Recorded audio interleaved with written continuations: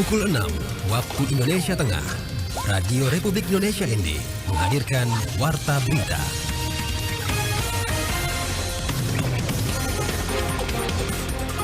Saudara, selamat pagi. Anda mendengarkan Warta Berita RRI ND edisi Sabtu 27 Juli 2024. Sari Berita. Rawan terjadi kebakaran di musim kemarau. BMKG melalui Stasiun Meteorologi Komodo himbau masyarakat Manggarai Barat hindari aktivitas membakar sampah berlebih. Dengan memanfaatkan dana alokasi khusus, Pemkab Ngada siap prioritaskan pengembangan dan peningkatan fasilitas pendukung destinasi wisata 17 pulau di Riung. Inilah berita selengkapnya bersama saya, Antonia Nona.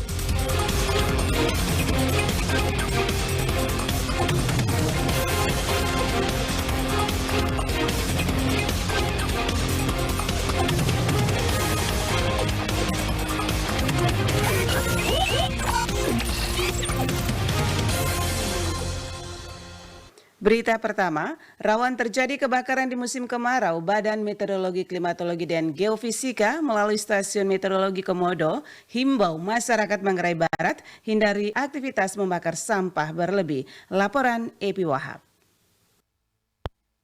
Musim kemarau dan angin cukup kencang dibandingkan pada bulan-bulan bukan musim kemarau dan udaranya kering, mungkin kami juga himbau pada masyarakat untuk tidak melakukan pembakaran sampah atau yang lain sebagainya, atau jangan membuang puntung rokok secara sembarangan karena dapat memicu kebakaran hutan atau lahan gitu. Badan Meteorologi, Klimatologi, dan Geofisika atau BMKG melalui Kepala Stasiun Meteorologi Komodo Maria Patricia Christine Seran menghimbau masyarakat di Kabupaten Manggarai Barat, Nusa Tenggara Timur untuk kurangi aktivitas di luar ruangan dan tidak melakukan pembakaran sampah serta memastikan membuang puntung rokok dalam keadaan tidak terbakar. Ini biasanya wajar terjadi pada saat musim kemarau. Mungkin kenakan pakaian yang lebih nyaman saja, terutama ketika harus beraktivitas di luar ruangan. Kalau bisa kurangi aktivitas di luar ruangan. Kemudian, karena tadi kita berada di musim kemarau dan angin cukup kencang dibandingkan pada bulan-bulan bukan musim kemarau dan udaranya kering, mungkin kami juga himbau pada masyarakat untuk tidak melakukan pembakaran sampah atau yang lain sebagainya, atau jangan membuang puntung rokok secara sembarangan karena dapat memicu kebakaran hutan atau lahan gitu. Dengan angin kencang ini juga bisa cepat meluas gitu. Jadi mari kita jaga lingkungan Labuan Bajo ini. Selain itu, dia juga menyampaikan bahwa kondisi cuaca yang saat ini terjadi merupakan sesuatu yang normal dan kepada masyarakat dia meminta untuk tidak perlu merasa panik. Kami dari BMKG mungkin menghimbau untuk masyarakat itu tidak perlu panik dengan perubahan suhu ini karena ini sesuatu yang normal terjadi pada saat musim kemarau. Fenomena ini biasanya wajar terjadi pada saat musim kemarau. Kepala Stasiun Meteorologi Komodo Maria Patricia Christine Seran juga meminta masyarakat untuk selalu memantau perubahan cuaca setiap hari dan adapun musim kemarau saat ini diprediksi akan terus berlangsung hingga memasuki Agustus 2024. Dari Labuan Bajo, Epi Wahab melaporkan. Dengan memanfaatkan dana alokasi khusus yang berasal dari pemerintah pusat melalui Kementerian Pariwisata dan Ekonomi Kreatif, Pemkab Ngada siap mengembangkan dan melengkapi fasilitas pendukung destinasi 17 pulau yang terletak di Kecamatan Riung untuk menarik kunjungan wisatawan demi peningkatan ekonomi masyarakat. Selengkapnya Ferry Soo melaporkan. Yang namanya destinasi atau tempat-tempat wisata itu menjadi prioritas. Keindahan destinasi wisata 17 pulau yang terletak di Kecamatan Riung sangat menggoda dan memikat hati wisatawan asing dan lokal untuk dapat menikmati sensasi keindahan taman laut, pasir putih dan juga pulau kelelawar dengan pesona matahari terbit maupun terbenam yang memancarkan keindahan alam tiada tara. Untuk bisa meningkatkan minat kunjungan wisatawan, maka Pemkab Ngada akan mengalokasikan dana khusus melalui bantuan Kementerian Pariwisata dan Ekonomi Kreatif untuk pengembangan dan penataan sarana pendukung demi memberikan rasa aman serta nyaman bagi wisatawan dengan tetap memprioritaskan keselamatan pengunjung. Bupati Ngada Paru Andreas mengatakan bahwa di tengah keterbatasan anggaran, Pemkab Ngada akan terus melakukan komunikasi dengan pemerintah pusat agar bisa mengalokasikan dana khusus untuk pengembangan dan peningkatan sarana wisata 17 pulau sehingga kedepannya dapat menjadi destinasi terbaik bagi wisatawan untuk datang berkunjung dan menikmati pesona 17 pulau tanpa kendala apapun. Saya katakan pasti dilakukan, baik dalam perencanaan maupun penganggaran. Namun di dalam kita merealisasikan itu kan tergantung kemampuan keuangan daerah. Oleh karena itu beberapa skema kita lakukan, baik yang berasal dari DAU maupun dari dana DAK. Nah, DAK ini kan kewenangan pusat, tetapi kami selalu mengusulkan itu, mengusulkan melalui dana DAK karena keterbatasan kita. Nah, oleh karena itu saya perlu mau sampaikan kepada masyarakat bahwa yang namanya destinasi atau tempat-tempat wisata itu menjadi prioritas. Pengembangan wisata 17 pulau menjadi prioritas utama sejalan dengan program pemerintah daerah agar bisa meningkatkan pendapatan masyarakat melalui sektor pariwisata serta menjadikan Kabupaten Ngada sebagai kabupaten tujuan wisata internasional selain Labuan Bajo dan juga Bali. RRI Andeferi Soo melaporkan. Badan Geologi baru-baru ini melaksanakan survei hidrovulkanik di Gunung Kelimutu yang merupakan salah satu gunung api di Kabupaten Ende. Laporan Lady Badin. Survei tersebut dilakukan pada tanggal 4 hingga 8 Juli 2024 lalu dengan tujuan untuk memahami aktivitas vulkanik dan karakteristik kawah di Gunung Kelimutu dengan aktivitas freatik dan magmatik. Kepala Balai Pemantauan Gunung Api dan Mitigasi Gerakan Tanah NTT dan NTB, Arios Geleraja menjelaskan bahwa survei ini bertujuan untuk mengidentifikasi potensi perubahan aktivitas vulkanik melalui pemantauan komposisi air dan gas di kawah. Mengingat karakteristik Gunung Kelimutu yang berbeda dari gunung api lainnya, di mana erupsi sering tidak menunjukkan tanda-tanda visual yang jelas, dan survei ini penting untuk memperoleh data yang lebih detail. Dari Badan Geologi melakukan survei hidrovulkano di kawah Gunung Kelimutu. Jadi kita melakukan penyelidikan ini bisa memahami Gunung Kelimutu yang memiliki karakteristik memiliki danau kawah, dan erupsinya itu freatik dan magmatik. Karena prekursor erupsi yang kurang jelas jika kita amati secara visual, karena dia berbeda, sehingga penelitiannya itu kita menggunakan instrumen pengamatan kegempaan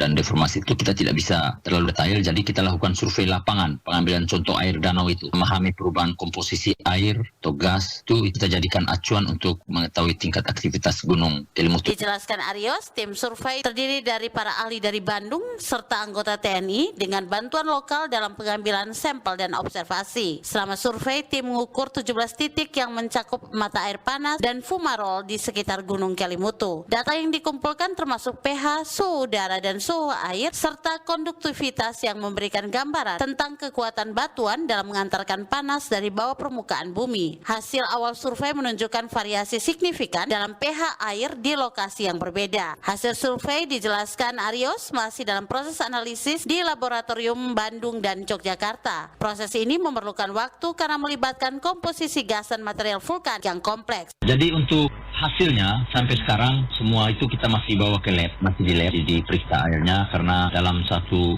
air itu kan gasnya itu macam-macam, dan komposisi gas juga berpengaruh untuk bagaimana posisi magma di dalam permukaan bumi menuju ke permukaan itu. Jadi sekarang posisi masih di lab di Bandung, lanjut ke Jogja. Nanti kalau sudah keluar laporannya seperti apa, mungkin itu menjadi dasar kami untuk pertimbangan aktivitas apakah naik atau turun. Mudah-mudahan ya hasilnya baik sehingga kita kembali normal aktivitas Gunung Kelimutu seperti biasa. Arios Geleraja menjelaskan bahwa survei ini penting untuk menentukan apakah status waspada Gunung Kelimutu bisa berubah atau tidak. Masyarakat di sekitar Gunung Kelimutu dihimbau untuk tetap waspada, dan Badan Geologi terus memantau aktivitas vulkanik dari gunung tersebut. RRI Ende, Lady Badin melaporkan. Labuan Bajo dengan keindahan alamnya yang mempesona dan infrastrukturnya yang terus berkembang memiliki potensi besar untuk mengembangkan MICE selain mendongkrak pariwisata di suatu wilayah. Dengan adanya pertemuan atau kegiatan MICE juga mampu meningkatkan ekonomi bagi masyarakat di wilayah tersebut. Laporan Foranda Garus.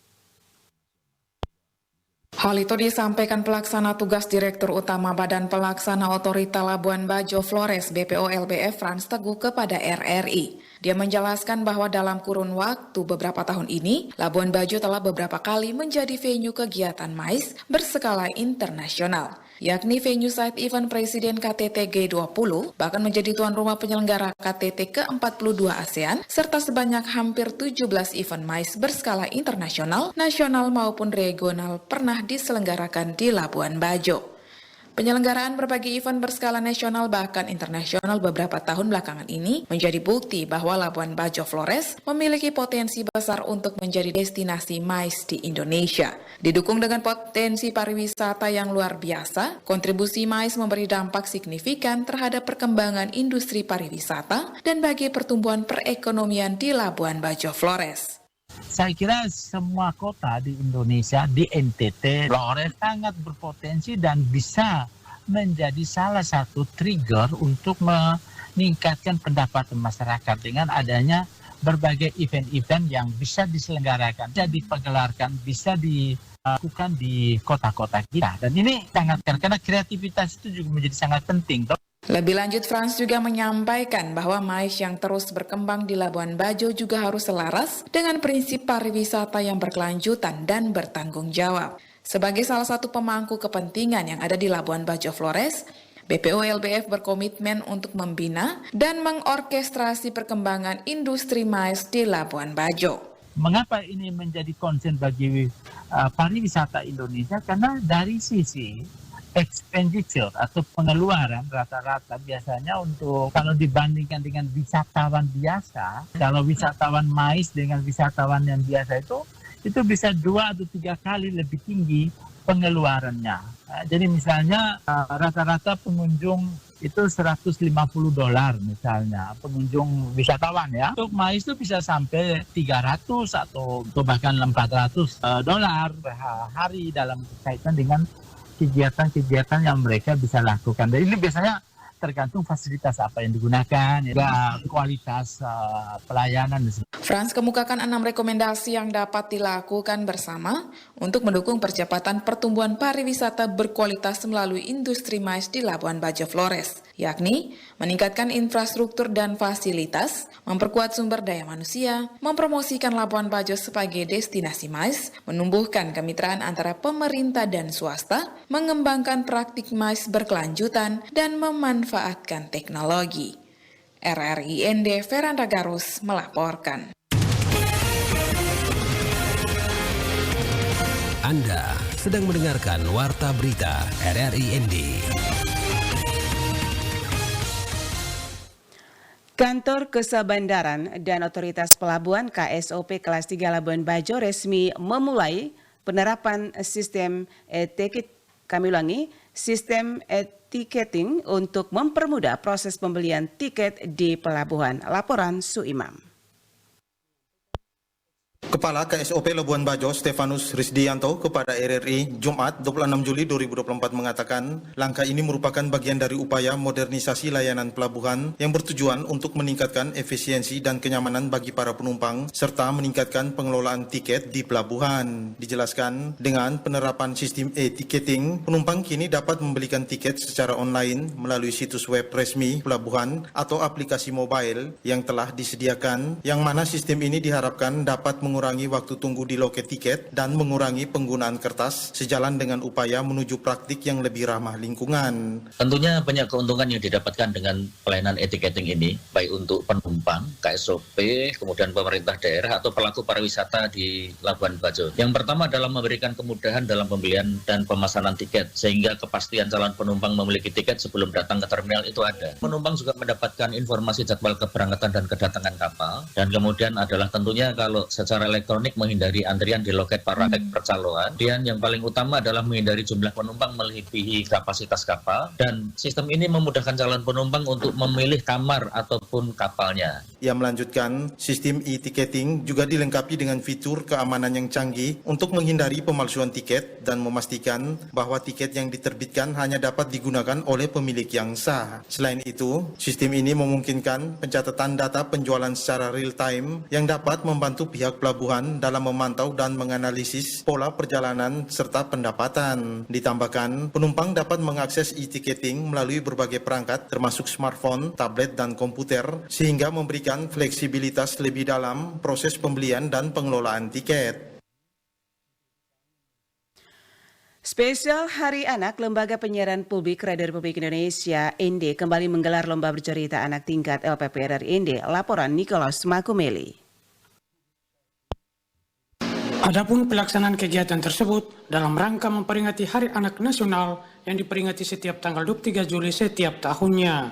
Kepada RRI, Jumat 26 Juli 2024, Koordinator Seksi Lomba Kristitian Jene atau yang biasa disapa Titin menuturkan bahwa pelaksanaan lomba bercerita anak tingkat SD dilaksanakan pada 26 hingga 29 Juli 2024. Adapun pelaksanaan babak penyisian lomba bercerita anak dilaksanakan pada tanggal 26 Juli 2024 dengan total anak yang mengirimkan video untuk dinilai oleh para dewan juri berjumlah 53 peserta. Lomba bercerita anak tingkat sekolah dasar LPP RRI ND dilaksanakan tahun 2024 ini dari tanggal 26 sampai tanggal 29 Juli. Tanggal 26 itu adalah seleksi babak penyisihan, tanggal 27 untuk mereka yang masuk ke 10 besar akan mengikuti technical meeting, dan untuk tanggal 29 Julinya itu adalah hari puncaknya, hari finalnya.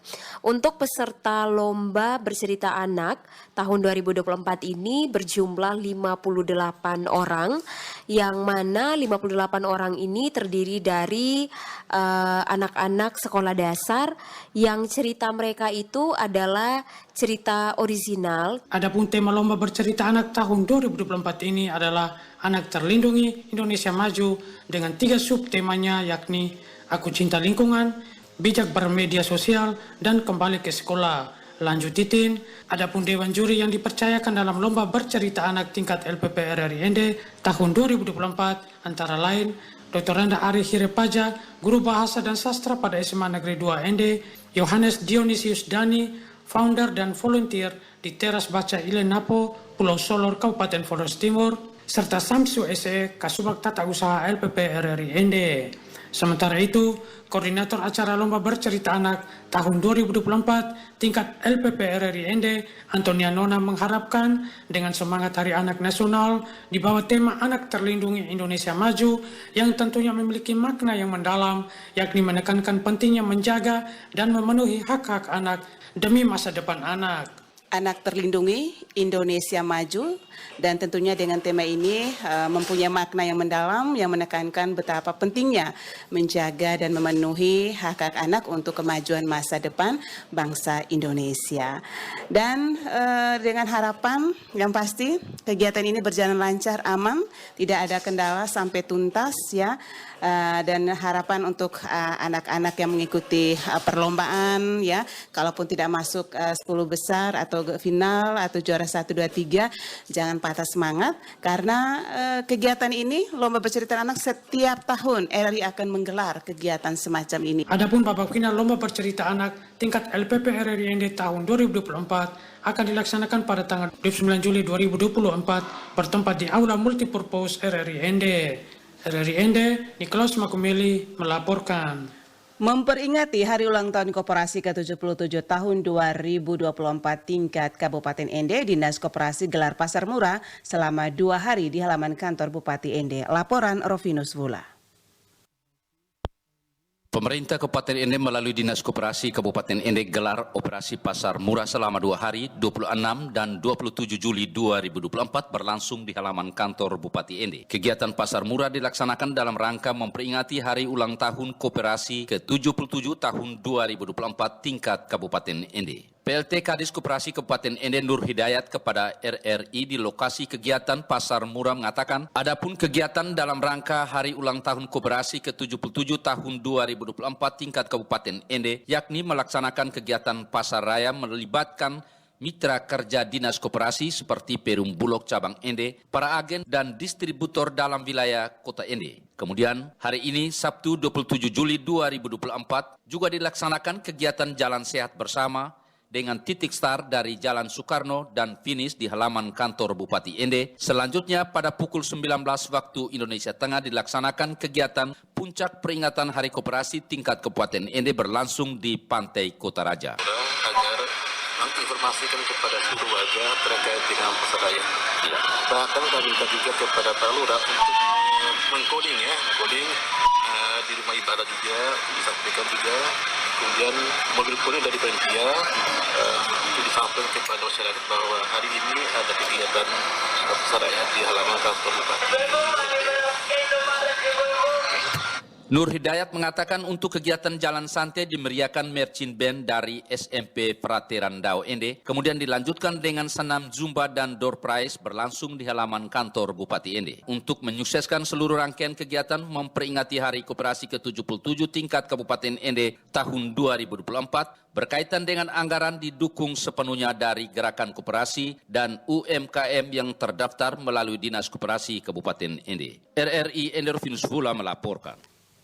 Saudara, sekian Warta Berita RRI Ende edisi Sabtu 27 Juli 2024.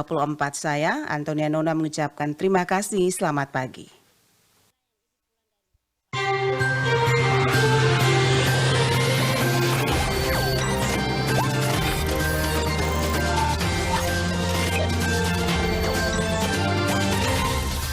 Terima kasih Anda telah mengikuti Warta Berita RRI Ende.